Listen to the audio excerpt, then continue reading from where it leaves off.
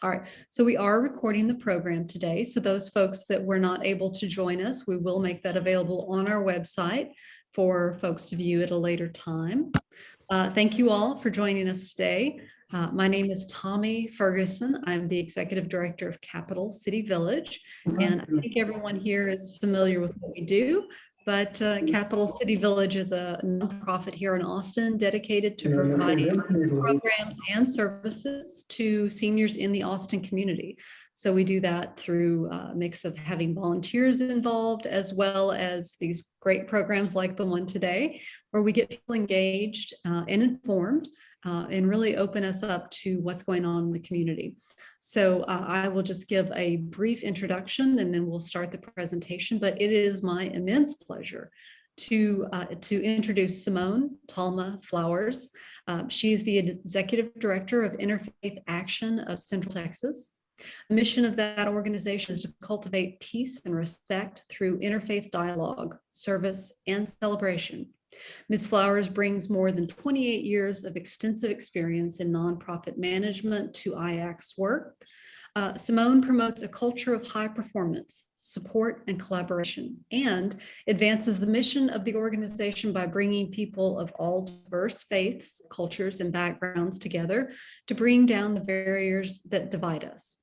Passionate about diversity and inclusion, she believes everyone, regardless of age, gender, religion, and culture, should have access to opportunities so they can live up to their fullest potential.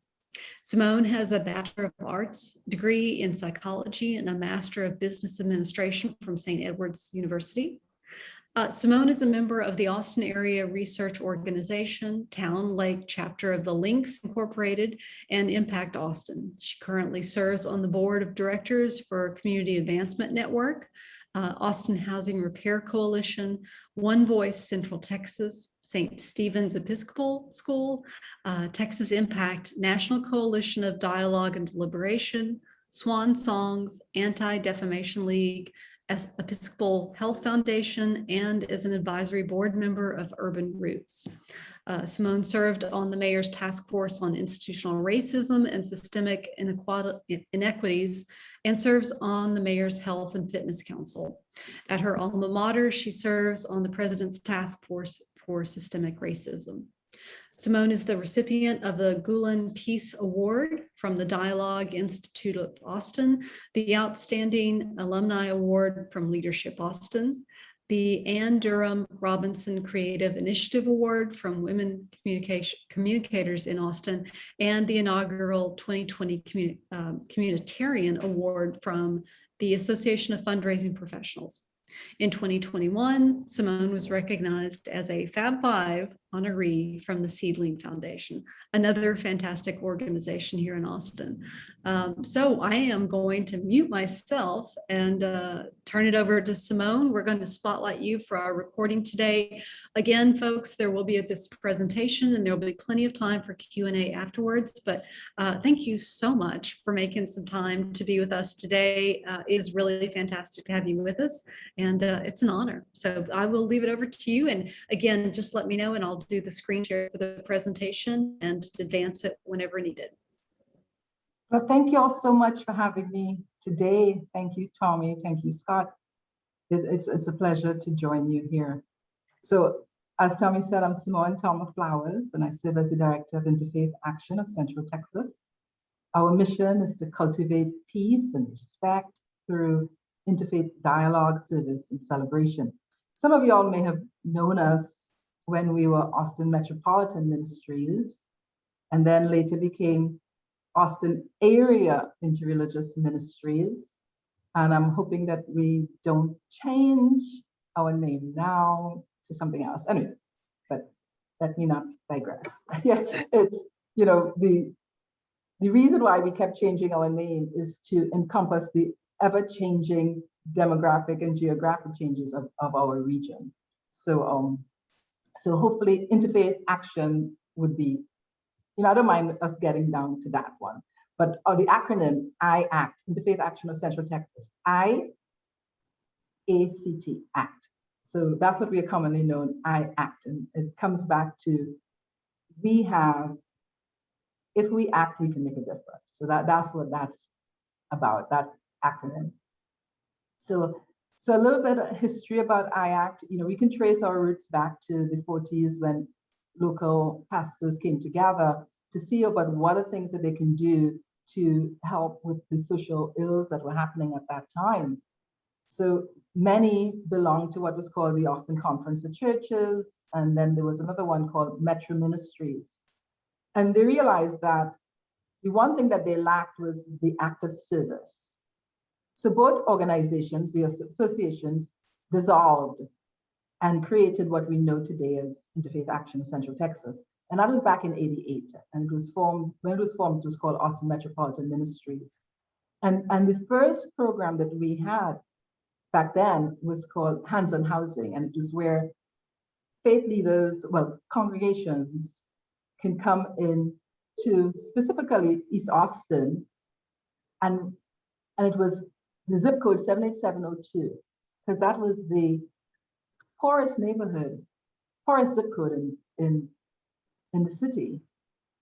So what we did back then was repaired homes for low-income homeowners. So today, Hands on Housing is still our flagship program today, and I'll talk some more about it. But yeah, but we're still here in East Austin. We are just off of MLK and Alexander, between Alexander and Miriam, right close to the railroad station.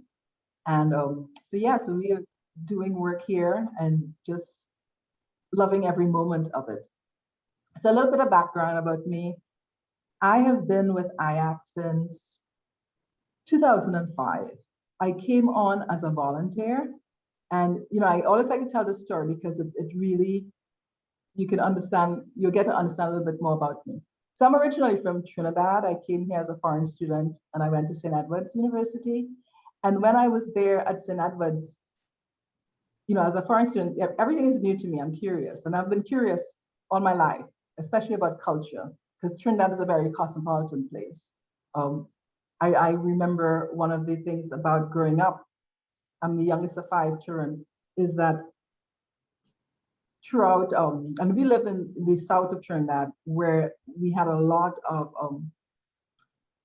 Indian population. Like Trinidad's history is one where we got our independence from Great Britain, and after slavery, they brought in a lot of indentured workers, and mainly from India and China. So we have a very rich cosmopolitan island today, and we share a lot of culture and shared history. So every Diwali, my parents would pile us in the car, and I always had, because I was the youngest, always had the vantage point of sitting between my parents. And we would go through these villages, and we would see for the Diwali, they would have all these huge sculptures of lights. And Diwali is the festival of lights, where light takes away darkness. And it's something that is just, when I think about my family, I think of Diwali and how it intersects. And to me, that's what this work is about. It's like how your cherished memories are in, you know, other cultures are incorporated in it. And so for me, my work at iACT is all about learning about different cultures and seeing the beauty of each other. And I continue that at St. Edward's too, just being curious about others. So when I came to iACT, this was, yes, totally. I want to totally work in this environment where we are about learning about each other and celebrating each other's culture and history. So yeah, so this work is part of my core value and how I live my life. So so it's all about how do we embrace others and how do we include others and how do we see the richness of each other. So now you know what drives me behind my work at iACT. So I want to show you this first slide, and this is something that is, it just warms my heart every time I see anything like this. So yeah, go back to the picture at the beginning. So iACT has the Interfaith Day of Thanks that we celebrate every year.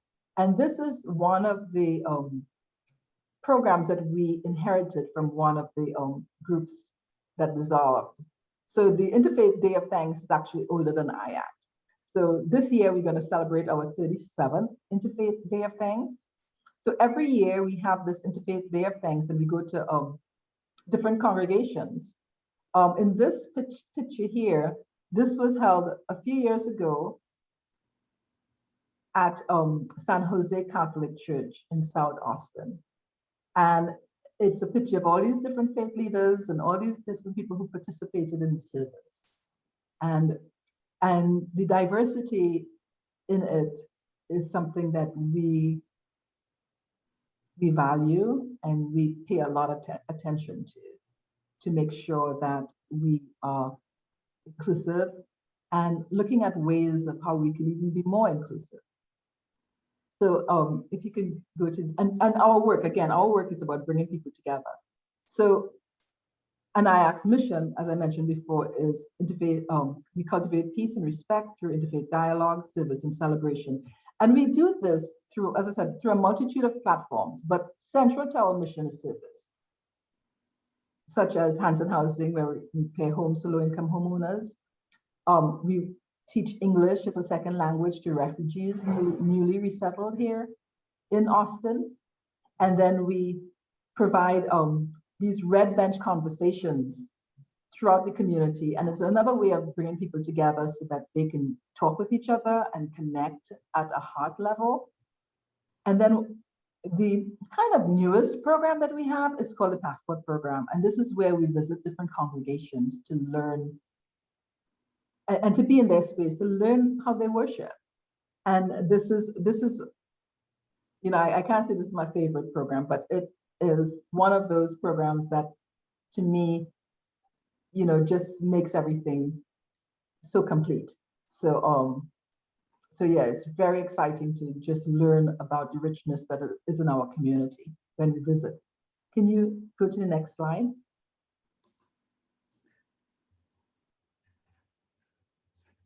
Yeah. So for the Hanson Housing Program, we started this program, you know, the organization started in '88. This program was going on in '89. And what we do is repair homes for low-income homeowners. And just like Capital City Village, it's about how do we assist people so that they can age in place. So for us, we want to make sure that homes are healthy and safe. So we provide a lot of housing repair services to low-income homeowners. And as I mentioned before, prior, we will focus on 78702 because that was the most poorest zip code in Austin. Now, that's not the case. So we are all over Austin, all over. And we have had some different grants that allow us to work even in the surrounding areas to provide repair services. And this could be for the veterans, it could be for the elderly or people with disabilities. And again, and what is so interesting is that when we first started off, it was congregations providing the volunteer support. And today, we still have congregations supporting us and providing volunteer support, but the work has become so extensive that what we do through our grants is provide the skilled contract labor to do the extensive repairs, and then bring in the volunteers to finish it out. And that way, we get the best of both worlds. And our work is really to make sure the homeowners that we work with get to live in the homes that they know and the neighborhoods that they know and love within their communities. Can you go to the next slide, please? And this is just, you know, like we have lots of volunteer opportunities with us. You know, we have handy helpers. For those who can do minor repairs, you know, we're always happy to get people to help out because we have a lot of people who may be in need. Well, I just need the light bulb fixed, or this switch isn't working, or this fence needs a lock, or something, some minor repair that just is a quick fix. So we have this handy help program where we get a lot of people who are handy, and we can just have them go to the different homes to just do those minor repairs. And again, it's all volunteers. And then what we do also in the spring and fall, we have these major housing repair events where we ask, the faith communities, organizations, individuals, we will pair them together to work on particular homes. And what has been happening through the pandemic, and also just to know, we never stopped working through the pandemic because we were deemed essential services. So we continued doing with the skilled contractors working. However, for the event, we postponed the spring event and we just did it in the fall, and we spread it out for the entire month. And going forward, we're going to continue doing that, where we spread out our spring and fall events for the entire month, so that way volunteers can choose which weekends would work better for them. And it also gives people a little bit more time to do the work. But there's lots of different opportunities for volunteer. We always need people with who meticulous with files and helping with administration, helping, shed organizing, material sorting, even home chores with the elderly and disabled. We like to get assistance to. If you can do the next slide. And then this other particular program, some of you all have been to it before, the Red Bench, Interfaith Conversations That Matter.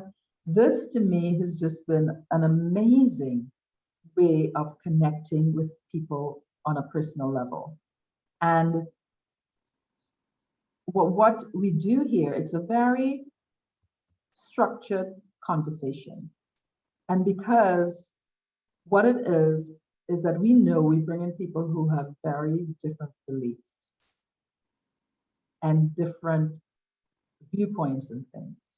So we set up conversation agreements, and I have these conversation agreements that we do, and it's basic guidelines that we start the conversation with.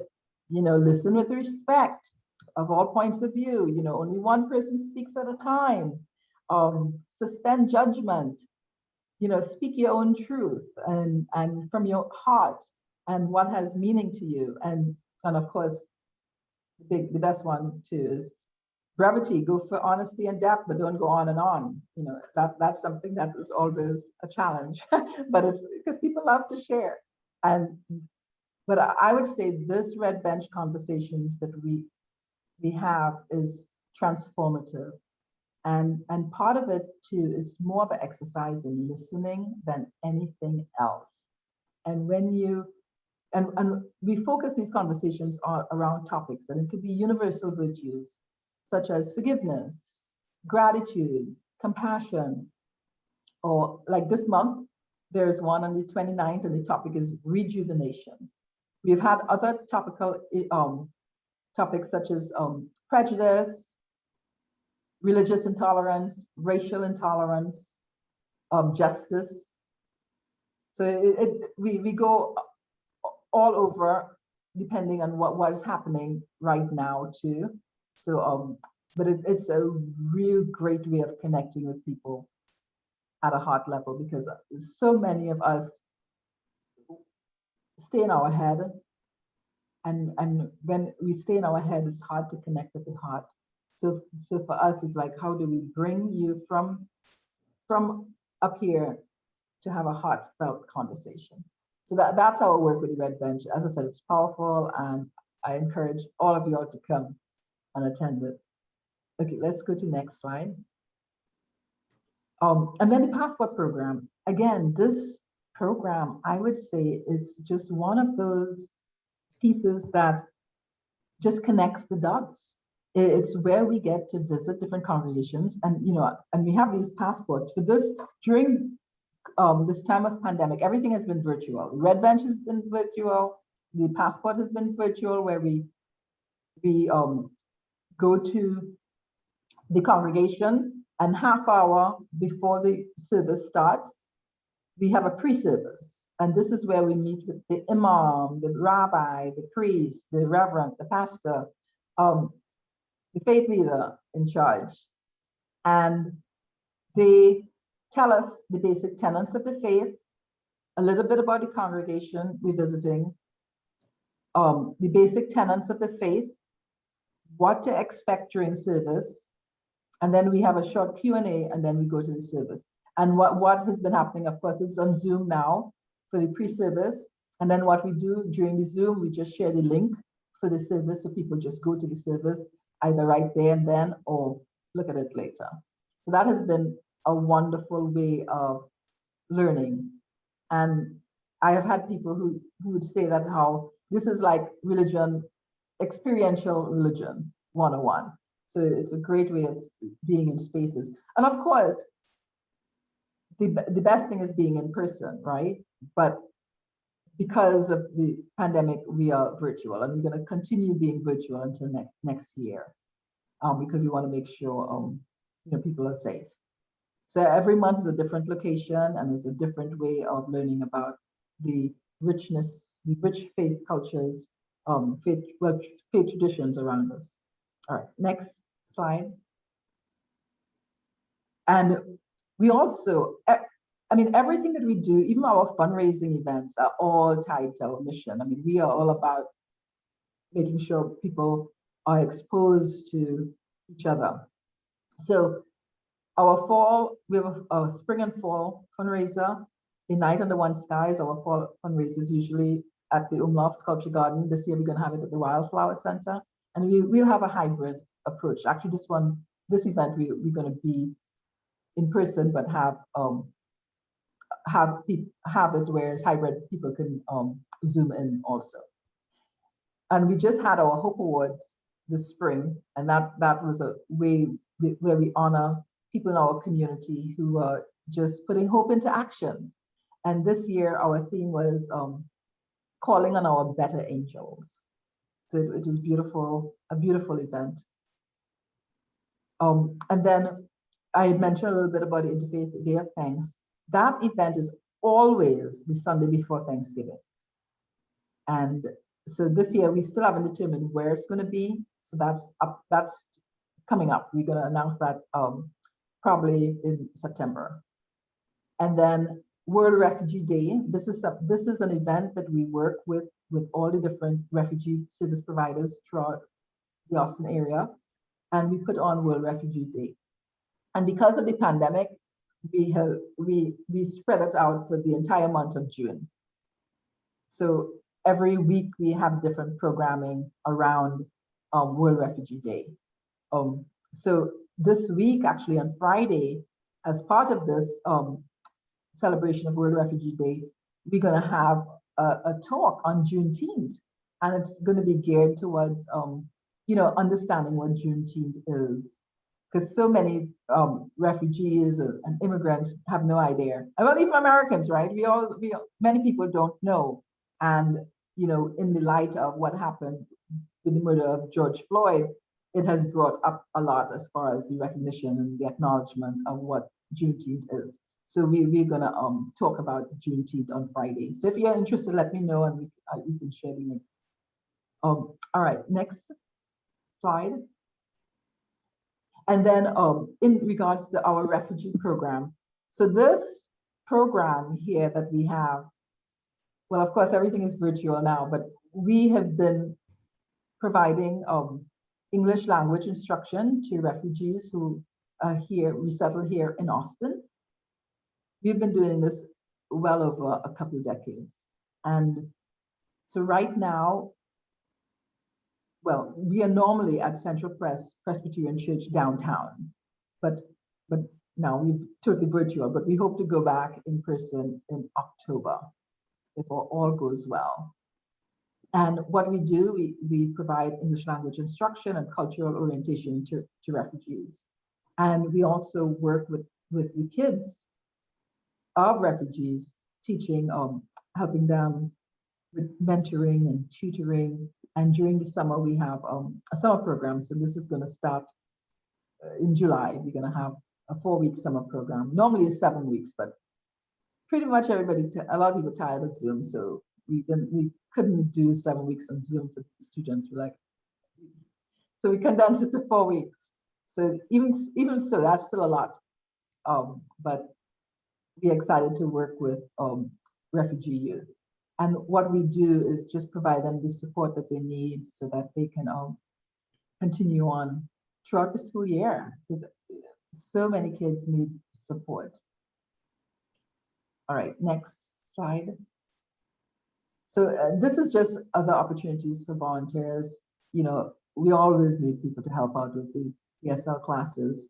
And well, we haven't been doing our Square One luncheon program, but when we get back in person, we'll be doing that. And that's really where one day a week we'll have a different community host a lunch, and we may have a little presentation with all the refugees present.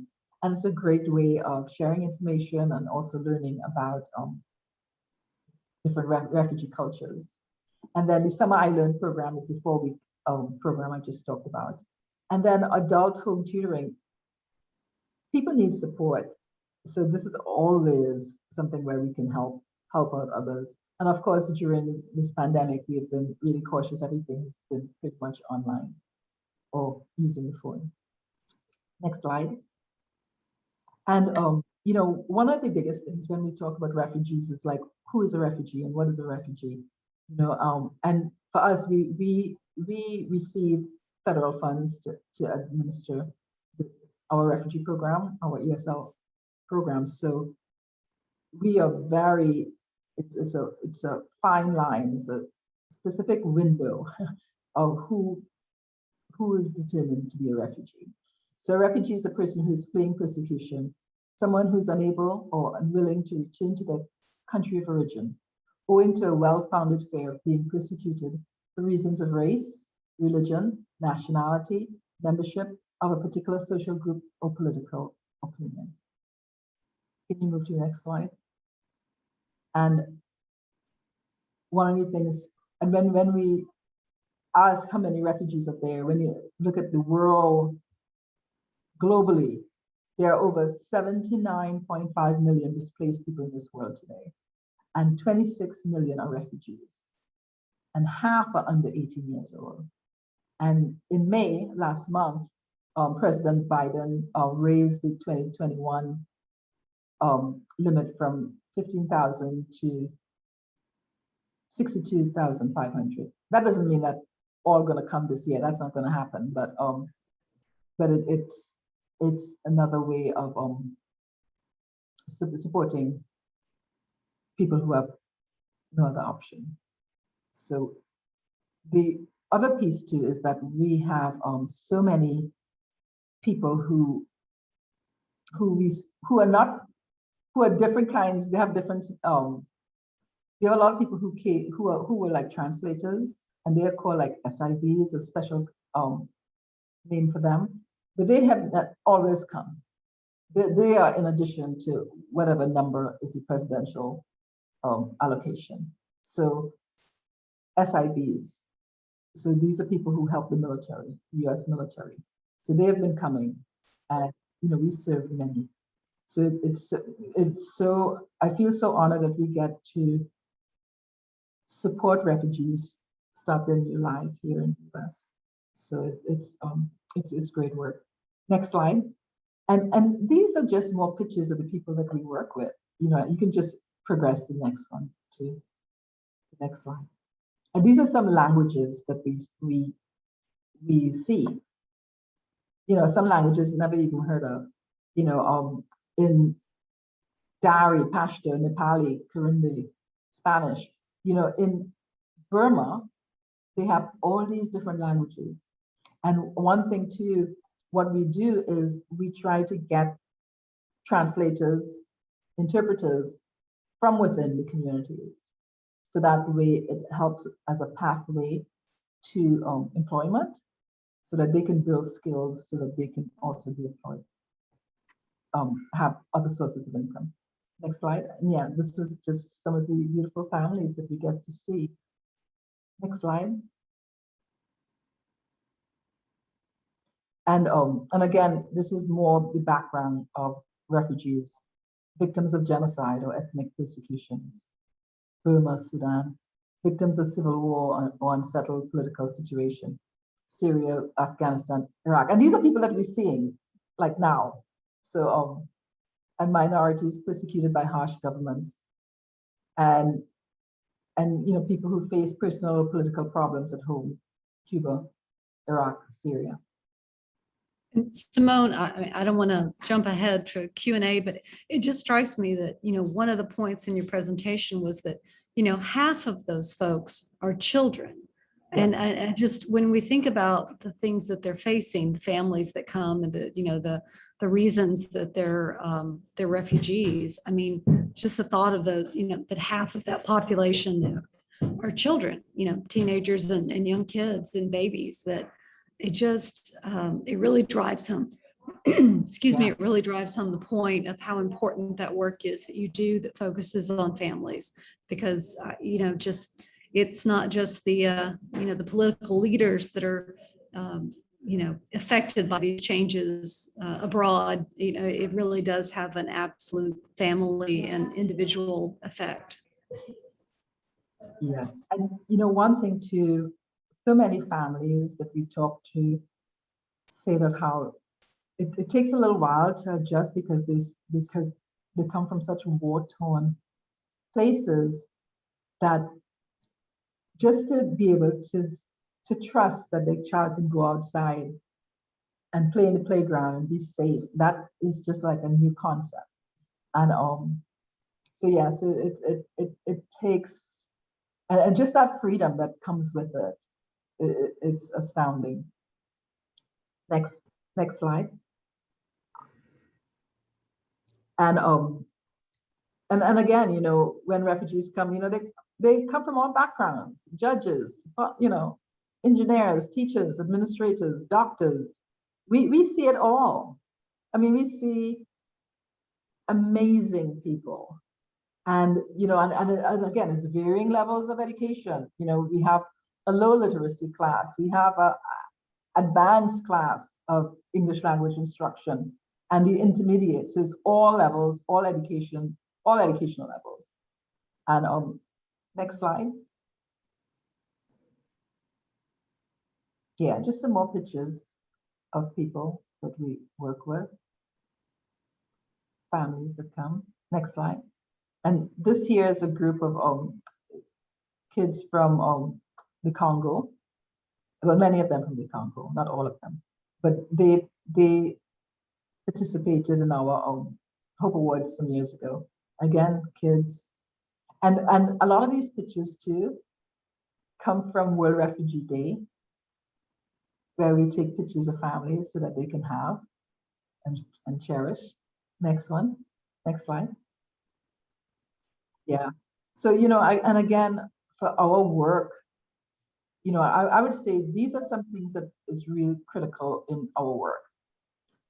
We build trust. We provide, I'm moving away from using that word safe to saying brave. So I put that slash there so that you can know it's a brave space where people can be themselves. Our work is highlighting the faiths and authenticity and opportunities to connect, and asking for help. In our work, a lot of it, I don't know a lot of it. I have to ask for help. We have to ask for help, and we go to the experts so that they can teach us, so they can share the information, and that's how we learn. And pivot as needed to connect. And this is more, and I can go into another presentation just on these two. But these are just ways that help us connect with others. Humility is a basic component of our work, and curiosity. You've got to be curious. All right, and then again, this is just a snapshot of the different volunteer opportunities with us, and I'm going to share this. Y'all will have this afterwards too. Next slide. And again, for iACT, it's about working with all faiths.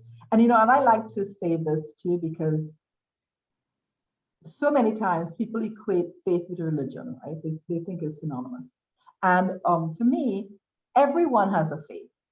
Something inspires you to wake up in the morning, something inspires you to live. So we all have a faith. It's just that we don't all have a religion. So for us, we work with everyone of all faiths. And that's what, when we say all faiths, that's what we mean. Next slide.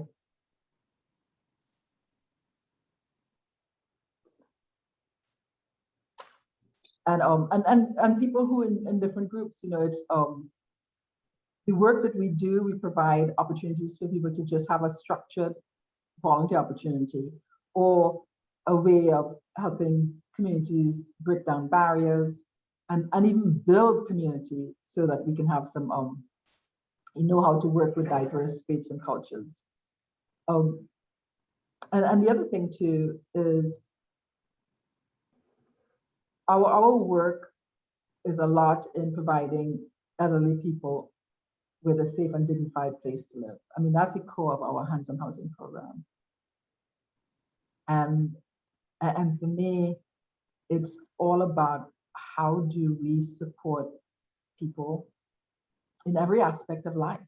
I mean, literally, that's what we are doing. And how can we support each other in seeing the full humanity of each other? And next one. And this was a couple of years ago. This year is our last Interfaith Day of Thanks in person, and this was at Riverbend, and that was 2019. So last year we had it in virtual, but again, showcasing the diversity, highlighting people where they are, and seeing the humanity in each other. That's what we are, and that's what we're all about. All right, and I'll, as I said, I'll share this so that you can look at it and on your own some more. But if we can, and I would love to just open it up for any questions. That is great. I thank you so much. That was really incredible. I love the red bench. Yeah. We have these big benches all over the office too. But we have little ones, and it's just a symbol of conversation. We got this name from Dr. Betty Sue Flowers from the LBJ library. She said it how every organization should have a red bench. And when you sit on this red bench, it means that you want to have a serious conversation, a conversation that matters. And that's where we got the name, the red bench, interfaith conversations. I love that.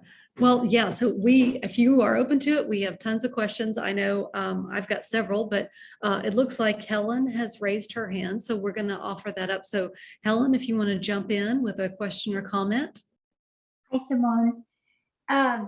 Mine is not a question, but I just wanted to make a couple of statements. One is, I think that iACT has helped me to be a better Christian.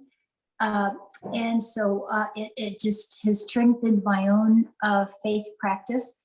And I just wanted to give an example of during the Interfaith Day, the Thanksgiving Interfaith Day, that service that was held out at Riverbend. I'll never forget how transformative it was when our Islamic community presented the Christmas story that is in the Quran. And that was just amazing in terms of there was Jesus's Christmas story, but coming from the Quran, and how that was just a very impactful happening. And also through the passport program, just being able to go and hear the common themes throughout all the different faith traditions. And I could go on because I just pre-COVID participated quite a bit, but hope to get back to doing that. But thank you for coming and presenting. Thank you, Helen. And I agree, Helen, every time I encounter a different faith and see them, worshiping or praising or just being in service or praying, it kind of has me reflecting on my own faith and my own relationship with God, and has just made me a better Christian. Yeah. I'm an Episcopalian. Helen and myself, we go to church together. Yeah, and it really struck me during the presentation. I mean, really that common denominator is really that spirit of service. So regardless of what faith or background or cultural experience you come from, that really seems to be the bonding, the glue or the connective tissue that really is present throughout all of your work. It is. Yeah, that spirit of curiosity and that spirit of generosity and that spirit of community, where we are all part of this community, is kind of a basis for what we are about. Yeah, and I'm curious too. And again, other folks can chime in either through chat or if you want to raise hand or just wave and we'll chime in with questions. But I certainly have several. And it strikes me that it's so interesting that you mentioned having, from being from Trinidad. So we have an organization that we've kind of formed an alliance with this last year from, it's called SAVA, so South Asian International Volunteer Association. Great folks, mainly late stage immigrants from India, but a couple of the folks that I've met through that group are from Trinidad. And you mentioned, that they're, the Indian background. And so that was an interesting thing that I had never known about, never any concept of, but yeah, that they, folks from Trinidad, but that had this whole other cultural experience. And yeah, being from India and the Diwali thing, it strikes me like so much common ground that we may not be aware of, but that, the more we interact with different folks, we sort of open ourselves up to those different experiences. And I love the concept of having meaningful conversations. Actually, Tom McCourse, who's on this call, I think he may chime in, but one of the things that we have found through Capital City Village, because, we welcome folks, seniors from all backgrounds and all different parts of Austin and different origins, but what he terms improbable friendships. And that's something that's been really, really meaningful for us, is regardless of, where you come from or what your previous experience is, if this is the common ground where we meet, we can really forge those improbable friendships, and they can be very meaningful. And sometimes it just does start with a conversation or a dialogue. And I love that. I think that that's just incredible. It's a great starting point. I do notice that Doug has raised his hand and would like to chime in. So Doug, go ahead. Hello, Doug. How are you? I'm good. I'm sorry I'm late getting here, but so I may be asking questions you've already answered. But I'm trying to compare the two interfaith groups that exist in the community, and wondering what the differences are between the two groups. Can you run us down on that? Yeah. So there's actually three, right? Okay. So there's Interfaith Action of Central Texas. There's Austin Interfaith, and there's Texas Impact. Okay. Texas Impact is more, statewide. It's bigger, yeah. So the work of iACT is about relationship building. So for us, when we want to learn more about the legislature or do anything, we go through Texas Impact, because that's their work. Their work is legislative understanding, the politics, and using that aspect. So that's their niche. So we work through them. And Austin Interfaith also is more local in that aspect too, where they work with different congregations to help politicians be more accountable and different groups to be accountable. And they use that I wouldn't say grassroots, but that approach, rallying approach to to ensure that justice is done in an accountability happens in those areas. So they are very politically driven also. So for us, our work, as I said, is relationship building, and what we do in regards to for us, we champion certain things such as affordable housing, Islamophobia, racial reconciliation.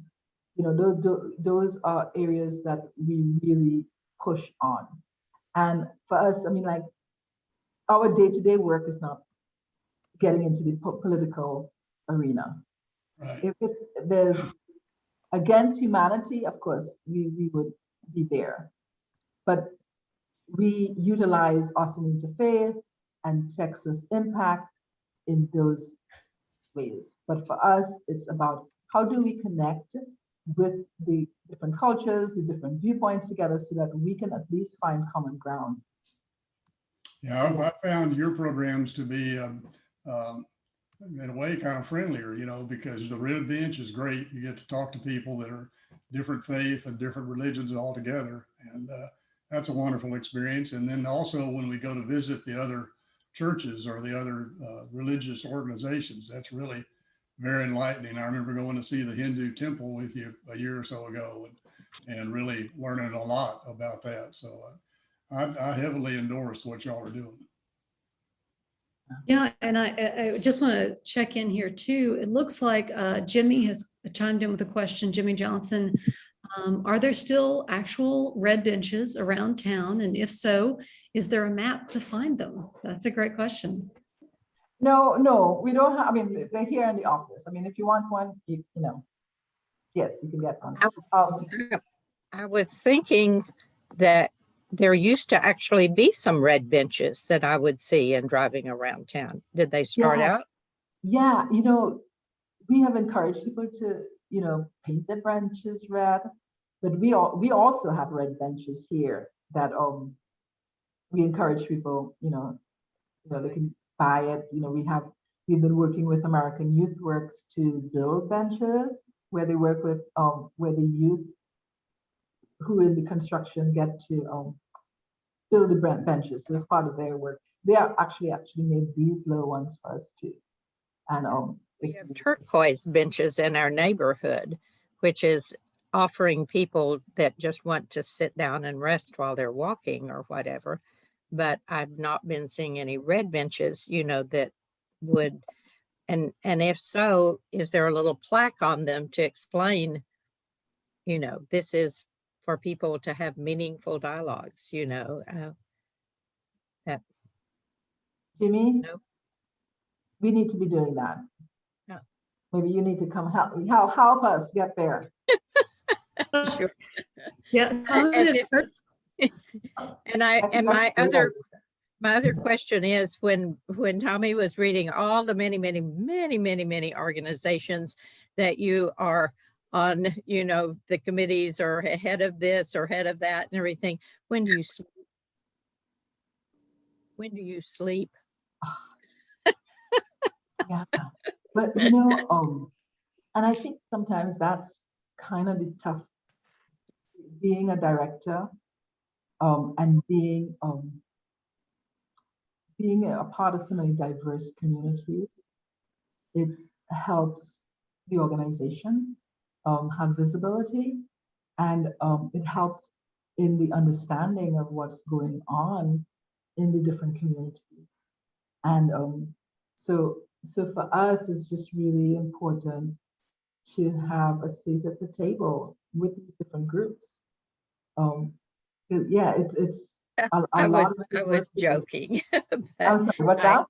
I was joking, but I do admire you so much, and I've heard you before on other, you know, and the internet, you know, the email from iACT and all of that. So thank you for what you do. You know, and thank you. You know, I feel as though this work is like a ministry. It's a ministry.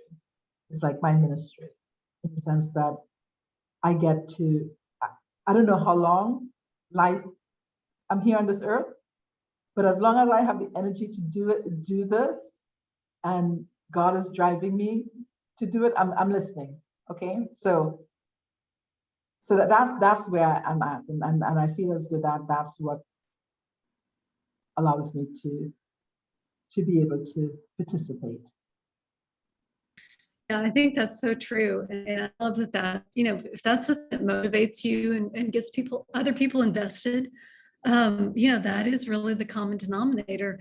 And I'm curious, so a couple of things. I'm wondering, so I participate as part of my work with Capital City Village. I participate in one of the task forces to help implement the age-friendly Austin plan. So the city adopted, these parameters for making the goals around making Austin a more age-friendly place, and one of the things we covered regarding transportation, and that is really, part of it was walking and mobility, was really having new benches put in on trails and park systems. And I'm just really thinking that, maybe some of those benches should be red. I would love to connect them. Yes, I absolutely. So I would love to just make a recommendation to the group the next time it meets and put you two together. I think that would be just a fabulous way to implement not just the goal of making rest points for people, but opportunities for really meaningful conversations. Oh, that would be wonderful. And we have some signage too, and we can Love it.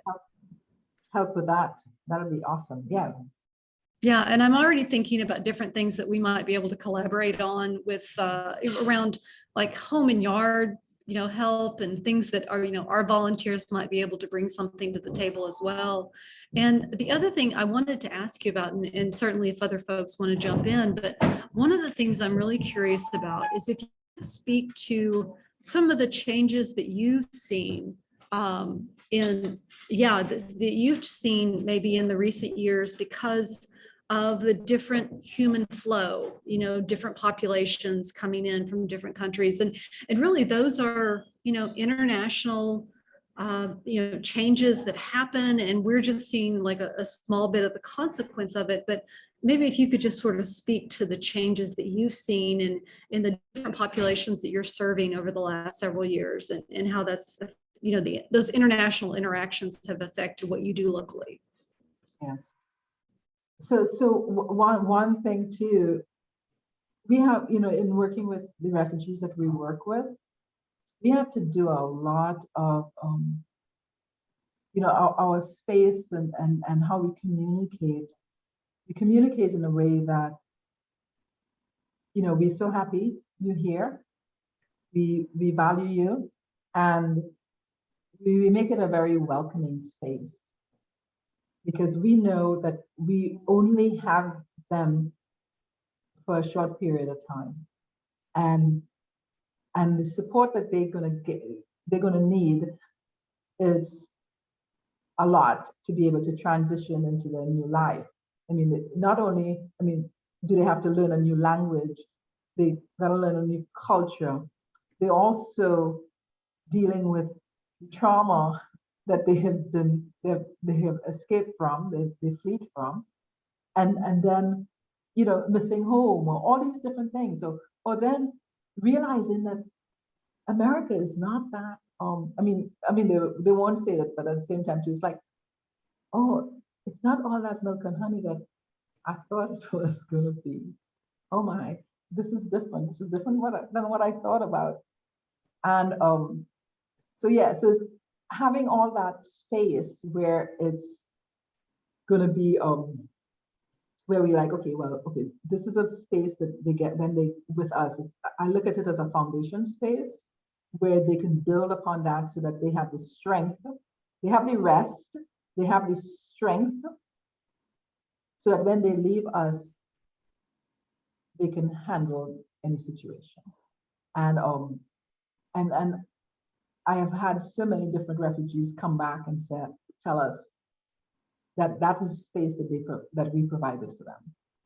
That welcoming space, that space where they can just build themselves back up to a point where they feel confident to go out in the community. And I can't reiterate how important that is, because even for me too, you know, we live in a culture where it's go, go, go, go, go, go, go, go, go, go. You know, it's like, you know, you have to, rest is a big part of healing. And a lot of times too, because just trying to make ends meet, people don't spend the time healing or have that time, have that luxury to heal. So they are out there just struggling to survive.